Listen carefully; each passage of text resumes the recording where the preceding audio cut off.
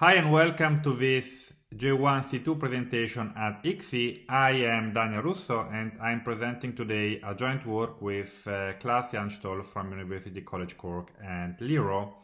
We recently published a paper on TSE named Gender Differences in Personality Traits of Software Engineers that I'm presenting now.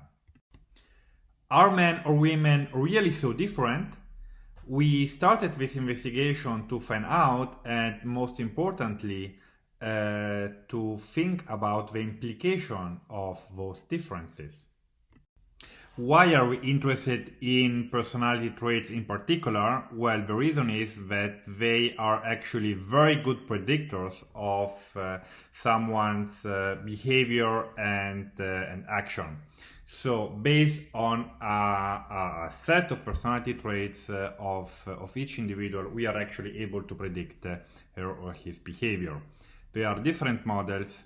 We used the hexagon model, which is composed of 6 traits: honesty, humility, emotionality, extroversion, agreeableness, conscientiousness, and openness to experience.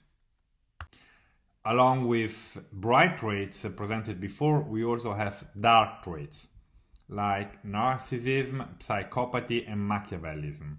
Now, narcissism is the personality trait related to gratification of one's idealized self through self-centered, selfish, and egoistic behaviors.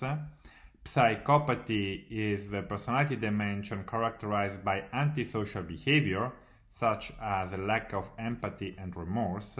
And Machiavellism is the trait related to the manipulation to gain a self-interested goal, exploiting others in the process of achieving that goal. This is a sample study, therefore sample selection is of great importance. We wanted to have a representative population of software engineers, and so the first question is, okay, so what's the minimal number for defining a representative population? So we used this formula by Yamane, where first of all we needed to find actual the population size. Therefore, we looked into the most recent estimates and we took the most conservative one, which is 50 million. We used as an error level 5%, and based on those information, we were able to compute 400 as a representative population. However, where to find 400 developers for your study?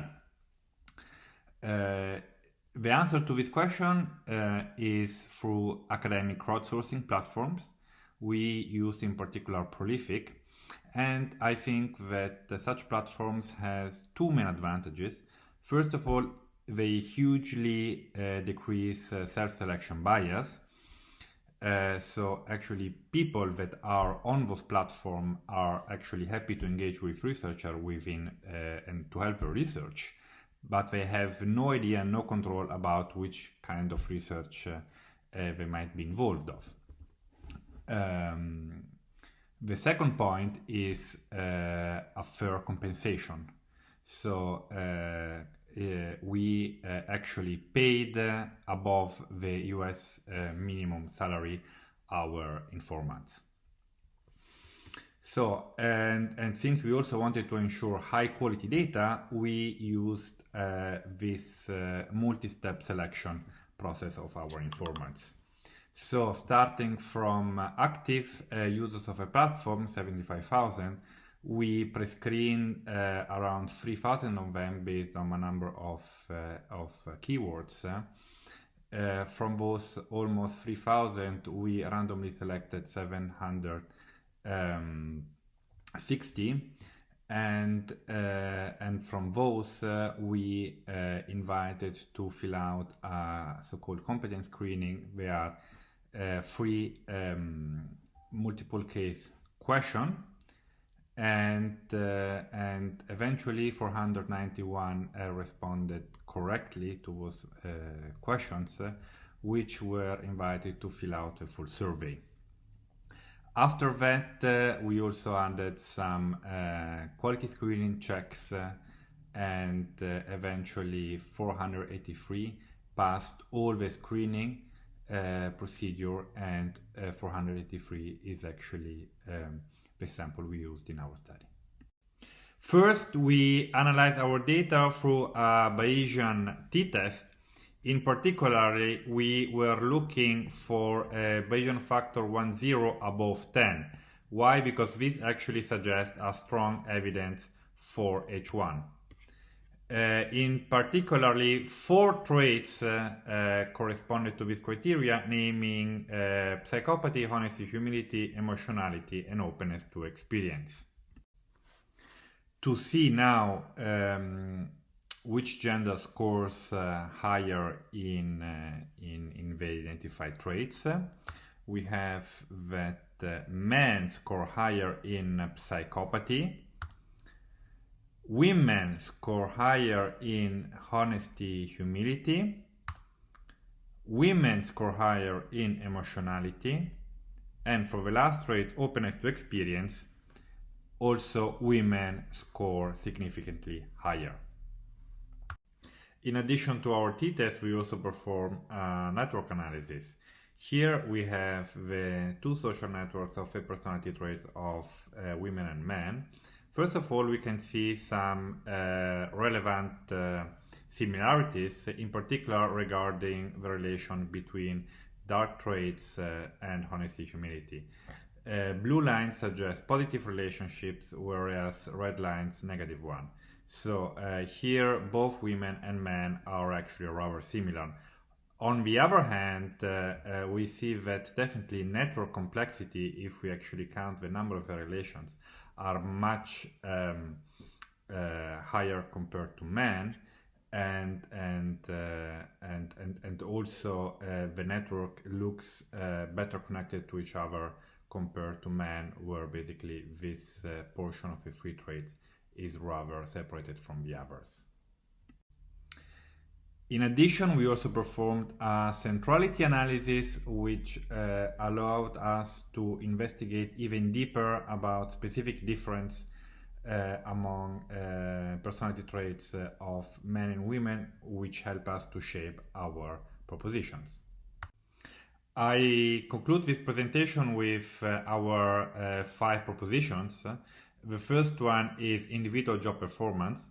Based on our t-test results showing women with higher honesty, humility trait, it suggests us that actually including women in software development teams is extremely beneficial to improve individual job performance. Regarding team performance, we suggest that mixed teams, compared to the both negative and positive sides of both men and women, mixed teams can actually outweigh the negative aspects.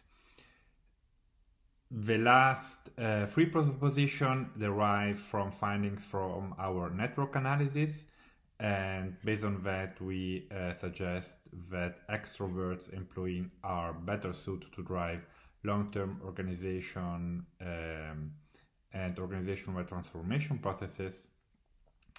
Prototypical transformation, so if someone wants to try something out in the organization, employees with high honesty, humility traits are better suited for that. And finally, management of complexity, so women chose to be better compared to men to managing complex tasks. Thank you so much for listening. At this QR code you can download the paper, or if you have additional questions, please write me an email. Bye! Good. I'm Alexander Serebrin from the University of Technology and this session.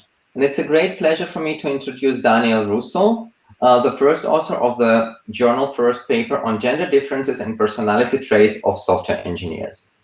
And please feel free to ask your questions in the chat. And Kariana Pretorius has already asked one. So she finds your work awesome, which is great. And she also wonders about any kind of attention checks mechanisms to screen out participants from the prolific data set or clean the data, since sometimes participants use low effort strategies to finish the experiment more quickly. Yeah, thank you so much for this question, and that I think also goes a little bit into the methodological part of this research. So during especially the last year, I thought about sampling study. And since basically I love sampling study, but where are you actually getting the data? And one very nice way of doing it is through crowdsourcing platforms that allows you in a, let's say, in an ethical way to basically compensate participants for their time and not spamming the community around, and have also and be able to select really the participants you want to survey. We had a number of screening phases, as you can see from the paper. So the answer is yes, we had attention checks, and we excluded, I think, like 20 participants that didn't fulfill all attention checks. We used competence screening. So we had 2 programming questions and 1 design question in order to be sure that actually informants were software engineers and not just random people. And additionally to that, through Prolific, you can also have from a larger set of participants narrow it down to participants who, for example, have programming skills and so on and so forth, but they are clearly self-identified. Right. Waiting for more questions in the chat. I also have a couple of. So Prolific is, of course, a great source for people who are open to participation in studies, but most respondents are coming from the United Kingdom and the United States. Yeah. But we, of course, know that there are hundreds of thousands of developers in such countries as China, India, Brazil. So yeah, would you expect this discrepancy to somehow affect your results? And if yes, how? Yeah, absolutely. This is unfortunately the inherited limitation of the crowdsourcing platform, like Prolific. And there is unfortunately not more that we can do about that. So we have consideration, limitation that came out from this year. It comes from Felipe Ebert about students, because he observes there are several students in the. Did you exclude them, or did you explicitly target them? Yeah. So we excluded them. Yeah. So you have the possibility basically to include or exclude. Yeah. So if you want, for example, to make a computer science education project, then yeah, sure, include only students. And if you want to survey professionals, exclude students and take only professionals. And in addition, you have also the possibility to, run a number of screening questions, screening survey where, like we did, right? So where if, for example, if you want only people who use Scrum, right? So this is, clearly a very narrow kind of population, and so, you have to run screening studies in order, to be sure to target only the relevant ones. Right. So so this question about students, was this part of your pre-screening survey? Absolutely. Yeah. No. Sorry. The student part. It's part of Prolific self-selection criteria. Yeah. Right. So Ita Richardson asked whether your results would be different if you were able to who are not working on open source. Whether there is an inherent bias. Yeah, so we didn't really make any specific open source versus non-open source distinction in our study. So yeah, I think I don't have any answer to that. Another study, perhaps, absolutely. Yes, I agree with you there. So you don't know the people who responded to your experiment? No. You didn't ask about it. All right. So Srishti Agrawal wonders whether the differences you have found among women hold in general, or whether they are specific for software engineers. Yeah, very good question. Thank you for this, for the question. Now, our conclusion clearly only are based on software professionals, right? So since you know the whole sampling strategy focus on professionals. However, what we did is to infer social psychology literature findings with our findings, right? We found, for example, very similar pattern. For example, psychopathy traits are much higher in men compared to women. Emotionality traits are much higher in women compared to men, right? And this kind of general pattern has been also be found in software engineering population.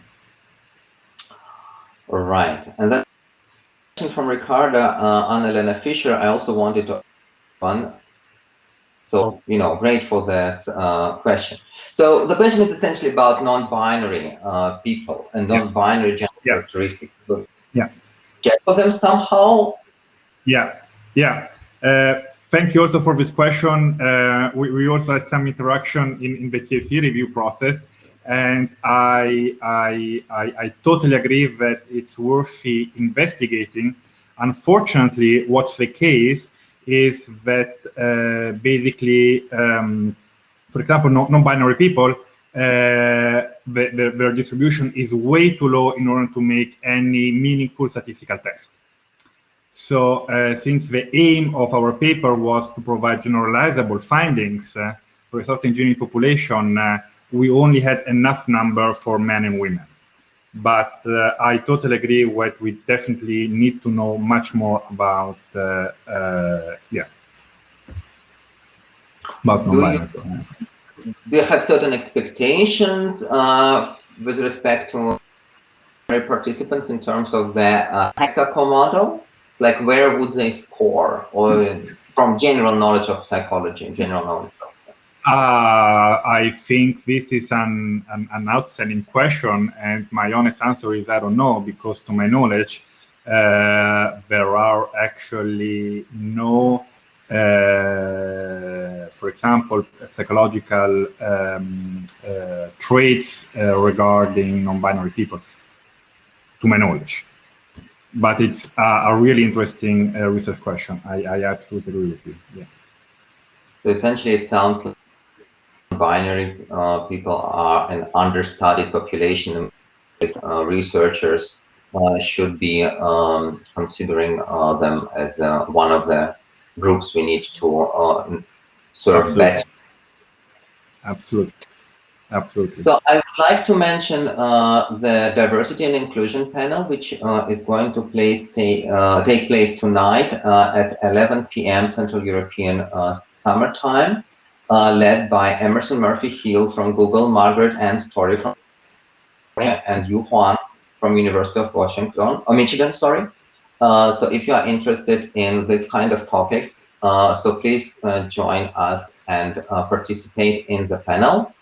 And I would like to thank Daniel for presenting his work, and I hope to see you around at the upcoming ICSI sessions. Goodbye. Thank you, everyone, and I will wait in the session if you have any additional questions. Thank you again.